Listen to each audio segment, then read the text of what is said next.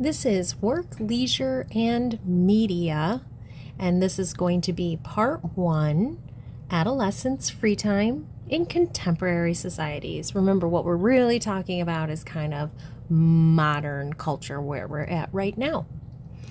Okay, well, let's talk about kind of the origin of teenage free time. How did teenagers get to have so much free time?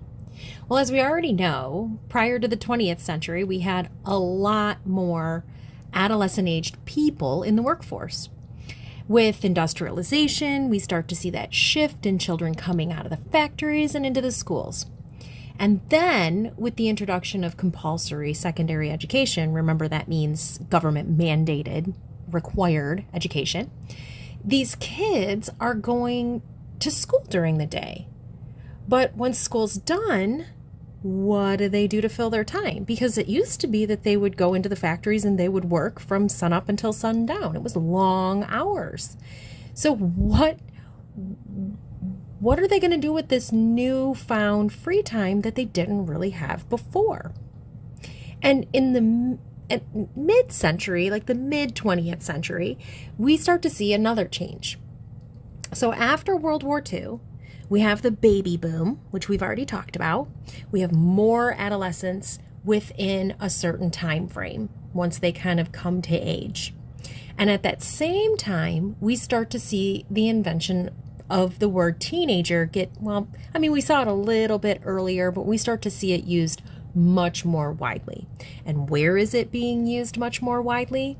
We're seeing it used in advertisements. So we're starting to see advertisers right after World War II. We're starting to see advertisers target teenagers. And this basically changes the whole nature of adolescence.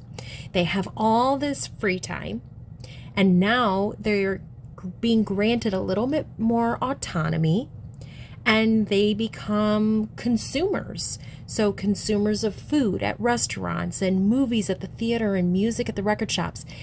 And these teens have money to spend. It's burning a hole in their pocket. And that's why we start to see that increase in advertising. Over the past decade, though, there's been some really notable changes in how an American teen spends their free time. So what we've started to see are some trends. They are spending more time sleeping, more time doing homework, but less time working part-time jobs and less time socializing with their friends. We do see some gender differences as well. Boys tend to spend more time than girls in front of screens, playing video games or watching television. And they also spend more time than girls playing sports. Girls tend to spend more time than boys shopping, grooming, doing housework, and running household errands. But studies suggest that adolescents' free time, it's not a zero-sum phenomenon, meaning it's not like one thing replaces and displaces another thing. But instead, we kind of see three different types of adolescence emerge. Okay, now, why is this slide blank? You're like, Amanda, there's nothing here.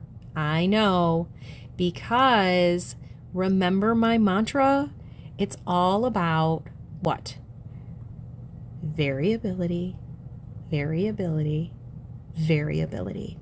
All adolescents are different. And so when I say that we're kind of pigeonholing these teens into these three categories, for the most part, everybody does fit in these, but we can see some variability within. So what are those things? Well, what are those groups?